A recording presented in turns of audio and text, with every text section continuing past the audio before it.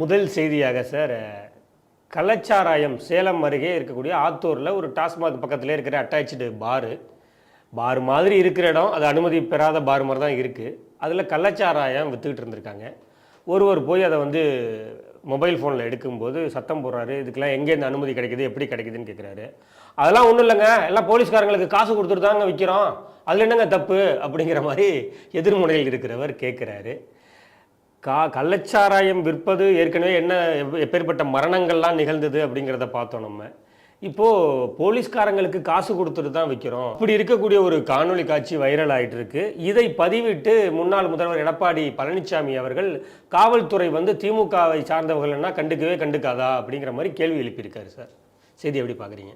எனக்கு ஒரே சந்தோஷம் பாஸ்கர், எடப்பாடிக்கு நம்ம எதிர்கட்சி தலைவர் ஞாபகம் வந்துட்டு. திருப்பரங்குன்றத்தில் பத்தி எரிஞ்சிக்கிட்டு கிடக்குது. எது யாருக்கு, அந்த மலை யாருக்குன்னா பத்தி எரிஞ்சிட்டு இருக்கு. இந்துக்கள் அங்கே போராடி கொண்டு இருக்கிறார்கள். அதிமுக ஒரு பிரதான எதிர்கட்சி மௌனம் சாதிக்கிறது. அப்போ அந்த கட்சி எங்கே இருக்குன்னு நான் தேடும் போது நீங்கள் எடப்பாடி இப்படி சொல்கிறாருன்னு சொல்கிறீங்க. ரெண்டாவது, எடப்பாடி இதுக்கு முன்னால் என்ன பண்ணிட்டாருங்கிற கேள்வி எனக்கு வருது. சரி, போகட்டும், நம்ம விஷயத்துக்கு வருவோம். நல்லா விஷயத்தை புரிஞ்சுக்குங்க. டாஸ்மாக் கடையில் கள்ளச்சாராயம் வெளியில் இல்லை, எங்கேயோ ஒரு ரோடு முக்கில் இன்னொரு இடத்துல அப்படி இல்லை. டாஸ்மாக் கடையில் தமிழக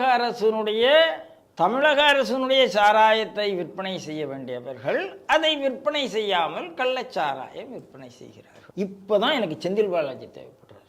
அவர் தமிழக அரசினுடைய விற்பனைக்கு பாட்டிலுக்கு 10 ரூபா வாங்கினார். அது ஒரு நியாயம் இருக்கு.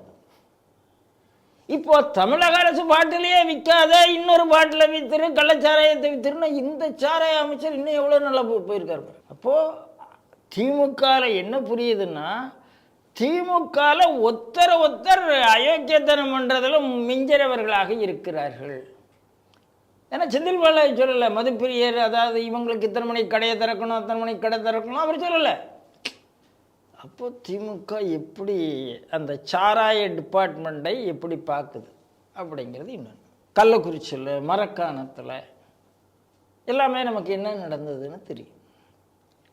இத்தனை மரணங்கள், இத்தனை பேர். இப்போது அந்த கள்ளக்குறிச்சியில் உள்ள ஆள், அவன் மேலே ஏற்கனவே 21 வழக்கு இருக்குது, இப்போது ஒரு வழக்கு இருக்குது, இப்போவும் போட்டிருக்கு. அதுக்காக நீங்கள் ஏகப்பட்ட காவல்துறை அதிகாரிகளை டிரான்ஸ்ஃபர் பண்ணியிருக்கிறீங்க. அதுக்கப்புறமும் மீண்டும் மீண்டும் மீண்டும் கள்ளச்சாராயம் அந்த பிரச்சனை வருகிறது என்றால் இந்த அரசாங்கம் நிர்வாகம் பண்ணவே இல்லைன்னு அர்த்தம். நிர்வாகம் பண்ணலை. இந்த அரசாங்கத்தினுடைய காவல்துறை அதுக்கெல்லாம் இல்லை. அதுக்கு வேற என்ன வேலை இருக்குது, அது அப்புறம் பார்ப்போம். அதுக்கு வேற முக்கியமான வேலை இருக்குது. இந்த காவல்துறைக்கு அதை விட பெரிய முக்கியமான வேலை. அதனால் இன்றைக்கி சேலத்து பக்கத்தில் கள்ளச்சாராயம் டாஸ்மாக் கடைகள்னா, சேலத்து பக்கத்தில் மட்டும் இல்லைங்க, தமிழ்நாடு முழுக்க டாஸ்மாக் கடையில் கள்ளச்சாராயம் இன்றைக்கி வந்திருக்கிறது. சேலம், கள்ளக்குறிச்சி அது தொழிலாகவே, அதாவது ஒரு குடிசை தொழிலாக மாறி இருக்கு. கள்ளக்குறிச்சியில் அது குடிசை தொழில் தான். இது கள்ளச்சாராயம் விற்பது ஒரு குடிசை தொழிலாகவே மாறிடுச்சுங்க. ஆமாம். இப்போது இன்னொன்று பாருங்கள், சட்டம்னா என்ன? சட்டம் என்ன சொல்லுதோ அது. இங்கே இந்த ஆள் என்ன சொல்கிறாரு, நாங்கள் போலீஸ்கிட்ட காசு கொடுத்துட்டோம்ல ஐயா, அப்புறம் என்னையா தப்பு?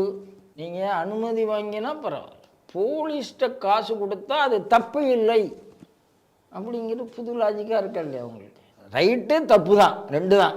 அதில் போலீஸில் காசு கொடுத்தா தப்பு இல்லைன்னா எந்த அளவுக்கு பாமரனுடைய அந்த மைண்டை இவர்கள் கெடுத்து வைத்திருக்கிறார்கள் பாருங்கள்.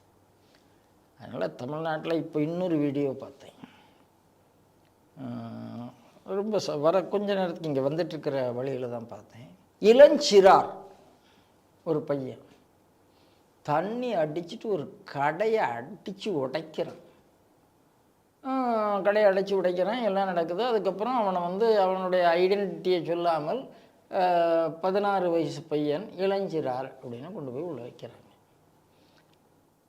இந்த ஏற்கனவே நம்ம சொல்லியிருக்கோம், இந்த இளஞ்சிறாரெலாம் இனிமேல் 18 இல்லை 15 மாற்றணும்னு நம்ம சொல்லிகிட்ருக்கோம். அதனால் இன்றைக்கி எல்லாரையும் இந்த சாராயம் கெடுத்து கொண்டு இருக்கிறது. தமிழ்நாடு அரசாங்கம் சாராயம் விற்கக்கூடிய அரசாக இருந்தது. இப்போ கள்ளச்சாராயம் இருக்கக்கூடிய அரசாங்கமாக மாறி இருக்கிறது.